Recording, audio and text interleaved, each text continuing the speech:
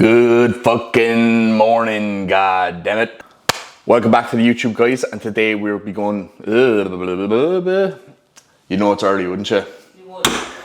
Let's go again. Welcome back to the YouTube, guys, and today we're going to be doing a full day in the life. Excuse the head, as I'm literally just up out of bed. I actually had a little bit of a lie-in today, so it's like 5:45. But anyway, first thing we do every time we wake up in the morning is we have this little drink, little kind of hydration morning drink here. So we've got a scoop of Hydromax, we also have a scoop of glutamine, scoop of creatine, and then we've got a scoop of Strom Lipid Max and glutathione. So just some health supplements that are in powdered form in there as well. So this is like 700 mils, I believe. So first thing I do when I wake up is I hydrate and take these sups, and then I will just sit down over here on the couch.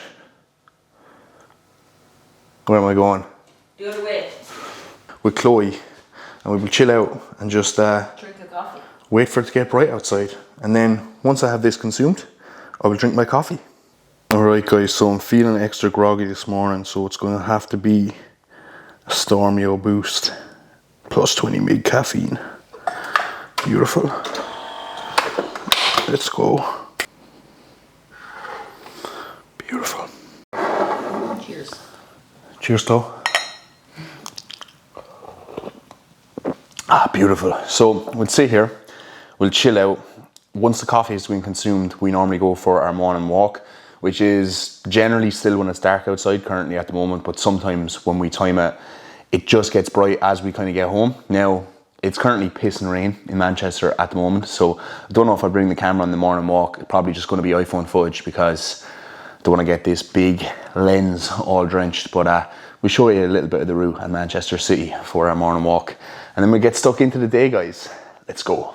Right guys, so every day before I go on my walk, I will have meal number 1, and then immediately after I will take my morning health subs. So all Train by JP range and my digestive health subs. I've run through those in a previous video, so we'll neck these down now, and then we will go for a little bit of a walk just to get some digestive steps in and just start the day with a little bit of fresh air. Absolute belter of a morning here. Beautiful. What are we saying, Chloe? It's therapeutic. Oh, it's a wet one. So guys, morning walk every single morning, 20 to 25 minutes. We box off like 3,500 to 4,000 steps, and it's just a nice way to kind of start the day, get yourself moving. Regardless of the weather, I think it sets you up nicely for the day. And I always leave my work phone on the desk first thing in the morning, and I make sure I get up, I just chill out for a while with Chloe, drink my morning drink, have my coffee, go on my morning walk, and then when I get back, then I look at the work phone. So I'm always like doing something specifically for myself first thing in the morning, just to kind of clear the mind and get me set up for the day. And I find that it just works quite well. So yeah, get out, get your morning walk done. Obviously get some early daylight exposure if you can. As you can see here, it's still pretty dark, so not ideal, but I still think it's nice to get outside and get some fresh air in. Alright guys, so we're back from our morning walk. I have showered and gotten changed, as you can see here, and the next thing I will normally do every single morning is I will get back to client messages. So any messages I've received the night before, whether it be questions, execution clips, etc., I will just box those off straight away. First thing in the morning, get back to everyone as soon as I possibly can. Friday, I have no check-ins. Friday is kind of like a day off for me, but it's just a day off check-ins. I still get back to client messages and stuff like that. I also have 2 calls scheduled in with current clients today, one at 1 p.m. and one at 3 p.m. So I catch up with my clients very regularly throughout the month, okay? So one of my clients, he's going through a period where he's kind of struggling a little bit at the moment. You know, he's kind of fallen out of love with his training. So I said, mate, you know, book in a call with myself, we'll have a chat, we'll see what's going on, and I'll see what I can do to try and help you, right? So just offering that kind of support to anyone who is struggling. The other client, he is coming to the end of his dieting phase, and he's kind of transitioning now into a gaining phase, but he has set some other goals, one of them being that he wants to get back playing rugby, wants to get back playing sport, okay? So what we're going to do today is we're going to hop on a call, and we're basically just going to timeline out what this next phase is going to look like for him, both in the kind of short term, but also in the long term as well. So timelining is very important for clients, just so that they have structure and clarity over how we're going to manage the process moving forward, how we're going to transition him smoothly out of the reverse without him packing on a load of body fat, how we're going to adjust his training training and his nutrition to facilitate his new goals and stuff like that. So very important that I do make sure clients have the structure and the timeline in place regardless of their goals. You know, I've been in lots of different situations in the past where I've trained and I've played sport at the same time. I've also trained and I've done a lot of running at the same time. I've trained and I've done a lot of cycling at the same time. I've worked a busy 9-to-5 job and still trained and, you know, got after my bodybuilding goals at the same time. So I can empathize with a lot of people's situations when it comes to kind of, you know, their lifestyles and stuff, because I've worn many different hats myself in the past. So I think it's very important as a coach that you can kind of adapt to your client and adapt to their current lifestyle. And my coaching is different for every single client. You know, I'm a bodybuilder myself, but I don't treat all my clients like a bodybuilder, okay? My coaching changes depending on the type of client I'm working with, whether they're a mother with 2 kids and they just have lifestyle goals and they just want to lose a couple of pounds of body fat, or whether it's someone who wants to prep for stage. Obviously, I'm going to be a lot stricter and put a lot more kind of emphasis on the finer details with those clients. But then with lifestyle clients, you know, the coaching approach is very different. I'm not like, oh, you need to be your training to failure and fucking burn yourself on this hack squat, etc., etc., etc., you know? So a lot of people probably think that's the sort of coach I am based off the way I might portray myself on YouTube or on Instagram. You know, I'm super hardcore or whatever. But guys, you got to remember that people have different goals, okay? So you need to coach all of your clients very differently. There's no cookie cutter approach when it comes to training, when it comes to meal plans, and when it comes to how you actually coach that person, okay? And how you kind of treat them and stuff like that. So if anyone is actually interested in coaching, guys, hit the link in the little description box down below and you can send in an inquiry with myself and we'll get back to you ASAP. I am now looking to expand the team now that we are done prep. So if anyone would have any interest in liking me to coach them, no matter what your goals are, then hit the link down below and send in your inquiries. Right guys, so client messages have been wrapped up and now we move on to the pre-workout meal, okay? So I want to kind of talk about structure and routine here. Obviously structure and routine are super important, but even more so if you're trying to make progress as a bodybuilder, right?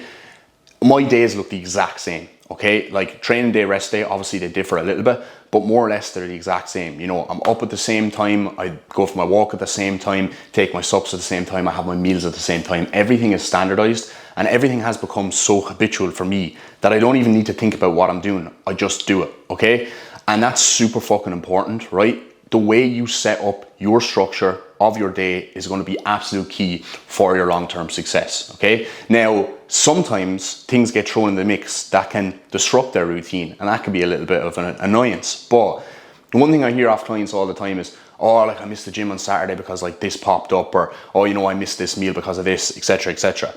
9 times out of 10, a lot of these things can be avoided if you just make sure to prepare and plan accordingly. So, for example, we normally rest on a Friday, okay? Today is a Friday today. We're actually going to train because of 2 factors, okay? Number 1, the gym is actually closed early over the next 2 days, okay? And we have got the British finals this weekend, okay? So Saturday, Sunday, me and Chloe are going as spectators to the British finals. On the Saturday, first thing in the morning, there's a Q&A with Phil Heath and Kai Green. So the 17-year-old Dara who first got into bodybuilding has to go to this, okay? So I decided to rest on Saturday instead so that I could get there super early for that Q&A, as I'm buzzing for that. And we've just decided to train today instead, right? But the gym is closed at like 20 to 11 today. So we've had to rejig our schedule around a little bit. Normally I would train at like 10:30 and I'd train on a Saturday, but today is a Friday. So we're deciding we're going to train early at like 9 o'clock today. So pre-workout meal is going in a little bit earlier than usual. It's around 8 o'clock now. Normally goes in at 9, but we're going to get this in. We're going to aim to train at 9 and then be back early. All I've done is just shifted one meal back slightly, changed my training day and my rest day around because we knew in advance we're going to the British finals this weekend, okay? I knew in advance the gym was going to be closed early. So I just looked at all those factors, rejigged my routine around and had a plan set in place in advance so that all of a sudden I didn't get to Saturday, go to the British finals, realize in the evening time I didn't have time to train, you know, have training day meals instead of my rest day meals and everything just being all over the place, okay? So preparation is absolutely key, guys. Look at your week as a whole, right? Look at what things you have going on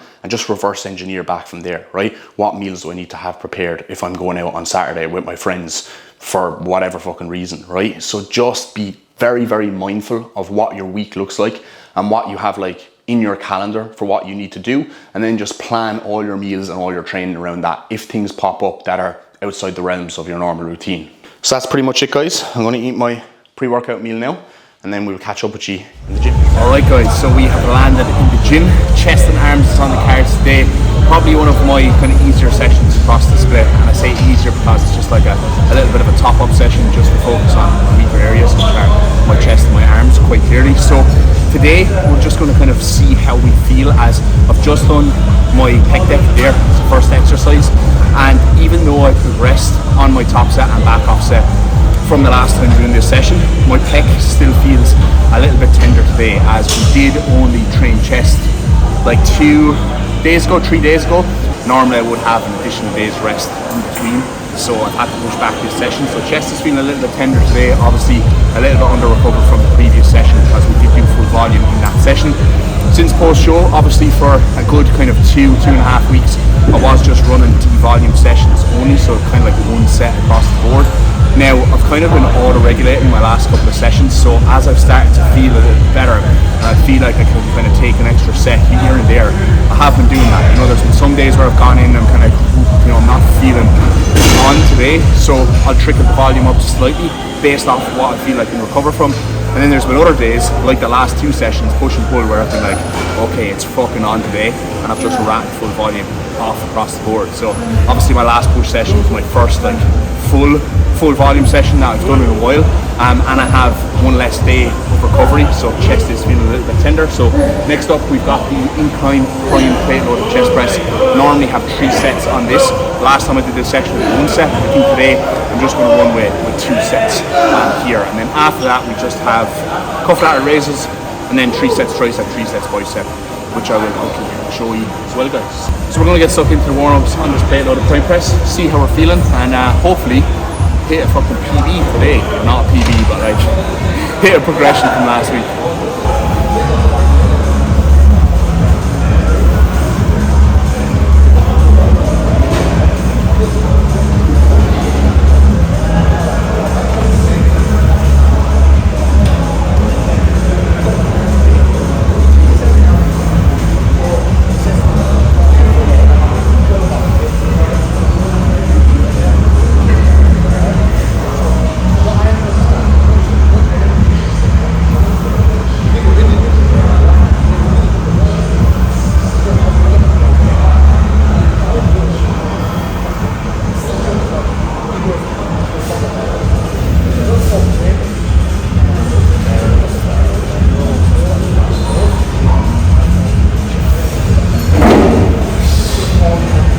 So guys, top set done there. That is 2 reps up and 10 kg up, so absolutely fucking buzzing with that, to be perfectly honest. That's huge progression for me, so especially on this piece, as it is fairly fucking heavy, very, very happy with that. So feeling pretty good. I might go for that 3rd set, but we'll see how the 2nd set goes. Here. Yes, guys, so we did indeed go for that 3rd set on the prime incline plate loaded press. Here we've got set number 2, and as you can see, the loading is slightly different. So first set we did 50% middle peg, 50% top peg. On this 2nd set we did 80% on the top peg and 20% on the middle peg. So just shifting the loading slightly more into the lengthened range, as when I did the pec deck for my first exercise, we overloaded the shortened range on set 2, so that it was most difficult in peak contraction at the squeeze at the top. And obviously as the session goes on, our ability to fully shorten and contract the pec diminishes. So on this 2nd set, 80% on the top, and then on the final set here after this, we put 100% on the weight on the top, so we stuck with 2 plates there. Progressed nicely across all these sets, so I was super happy with the performance overall. Next up here we have got lying cuff ladder raises. So really good exercise, guys, but one thing I see people go wrong on is the setup. Okay, so make sure with these that the cables and cuffs are coming across your body and you actually put the bench back a good bit. Okay, bench 1 notch up as well, so that we're getting that nice Y-shaped pattern, very similar to what we would if we were using dumbbells, but obviously we're using cables and we're lying down. Next exercise, we have got a single arm D-handle push down. So I quite like doing these unilaterally, as I can kind of lean into that right hand side oblique and crunch and brace quite hard. 2-second pause at the top here and 2-second pause at the bottom. Final exercise here, we have got the prime bicep curl overloaded in the lengthened range. whoa, there's my man Joey D. He looks like he's not happy with me catching him on camera, but it is what it is. So again here, guys, 1 second pause in the stretch, coming up, and then a good hard 2 second contraction at the top. Spend time in those ranges. All right, guys, so we're back in action. We are back from the gym. I've already had my post-workout meal, got my first client call wrapped up and done a little bit of work, and now we're having meal number 4 here, which is actually going to be a pro-veg meal, right? So we've got some chicken, green beans, and reduced sugar ketchup here, and I am having a pro-veg meal today because today, myself and Chloe are having our off-plan, on-plan meal, okay? So it's Chloe's turn to cook for me today. I did tacos 2 weeks ago and like burrito bowls, like a Mexican night, and it was 10 out of 10. So expectations are set very high for Chloe today. Of course, I'll show you what she makes for me in a little bit, but I am actually going to show you how I go about managing these off-plan, on-plan meals, right? The reason I call them off-plan, on-plan meals is because what we actually do is we take a look at our meal plan for the day and we just make some substitutions to put in some other sort of meal that we like and we enjoy, something that isn't normally on our meal plan or is kind of similar to the foods we have in our meal plan, but we macro match it to our current calories for the day. So this is something we've been doing post-show like every 2 weeks. So one weekend we'll go out for dinner and we'll have an off-plan meal. We'll still try and fit that into our calories and macros for the day. And then the weekend after that, we'll have an off-plan, on-plan meal that is exactly macro matched to our calories for the day. So this way we're kind of mitigating the damage, I suppose, if you want to call it, of having off-plan meals. And it's actually super enjoyable to just kind of sit down together and enjoy a meal that we've actually cooked and prepared ourselves. So I'll actually, after I eat this meal, show you in just a little bit how I actually go about managing these off-plan, on-plan meals and how I kind of track them into my day. Okay guys, so this is my current post-show meal plan. As you can see here, I have got my training day food and then I've got my rest day food. And over here on the right hand side, I also have this macro matched day. So basically what I'll do here to try and track these off-plan, on-plan meals is I'll basically just copy and paste, right, my entire training day food over here onto the macro matched side, right? So I like copy this and I like paste it over, okay? And I'm actually just going to do this from scratch just so you can kind of see what it looks like, okay? So here I have my total calories and macros for the day. Up at the top, 4,400 calories, 350 protein, 606 carbs, 65 fat. And what I will do is I'll substitute out 2 meals here, okay? So I'm going to substitute out my last 2 meals. Normally we have the macro match meal as our second last meal here. So effectively here, I'm pulling like about 1,200 calories, but also quite a lot of protein and a decent chunk of fat. So I will remove those out. Now tonight, Chloe's going to cook me like a chicken satay stir fry, okay? So what I'm going to have is 200 grams of chicken. So I'm going to pop that in here. I'm also going to have 400 grams of udon noodles, okay? So we've put that in the little database in the background. If you don't have a fancy spreadsheet like this, guys, you can just do it on MyFitnessPal. Chloe is going to make a peanut satay sauce, right? So I'm going to have 40 grams of peanut butter in here, and then we're going to have some cashew nuts on the meal afterwards, right? So 20 grams of cashew nuts. Now, obviously with this meal as well, we will have some form of vegetables. That is going to be the meal here. And then what I will do is, after I've subbed out those 2 meals on my current plan, right, I'll look at like the remainder of my day, okay? So it has bumped my protein down by about 50 grams. My carbs are kind of pretty much bang on here from where they were, but my fat has increased. Okay, so what do I need to do next? What I will do is I'll pull some fats from my first meal in the day, right? And also what I will do is take a look at the rest of my meal plan and see is there anywhere else I can kind of pull some things from, right? So there's no other fats really I can pull from the day. I don't really like to pull the fats from my pre-workout meal. I like to keep my pre and post-workout meal the exact same always, okay? So what I will then do is I'll say, okay, I'm down 60 grams of protein, so how am I going to make up for that? Actually, what I've had here, which I just showed you, had the no carb meal, right? So we'll put the chicken breast in here, 200 grams, and then we'll put in the 75 grams of green beans, which I had. And as you can see, oh God, Greek yogurt.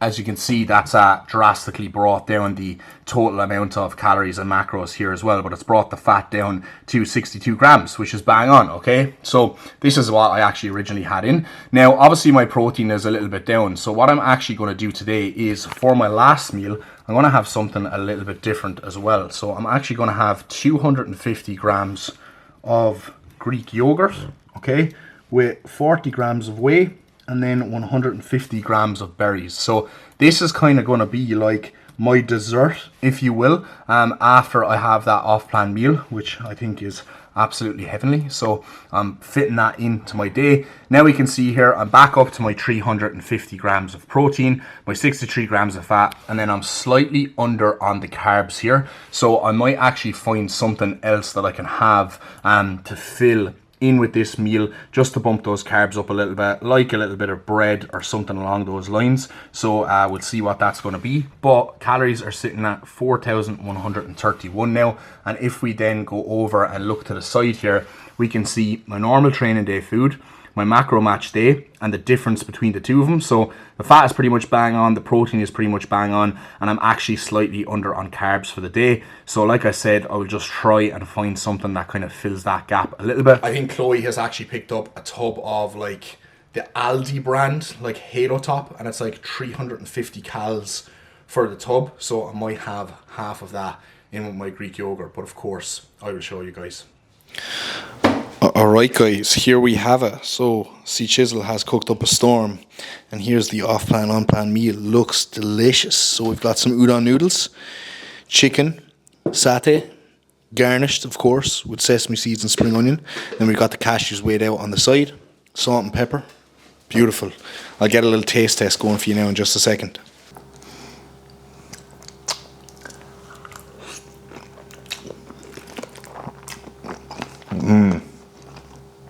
Oh, that sauce is like way more dense than I thought it was going to be. That's lovely. Can you taste the coconut? I actually can. I can taste like the Worcester sauce as well, but it's not too overpowering. It's good. Noodles are good too. Beautiful. Beautiful. Alright guys, so that off-plan, on-plan meal went down a treat. Myself and Chloe were just in the room chilling out, watching a little bit of Netflix, and now it is time for my last meal.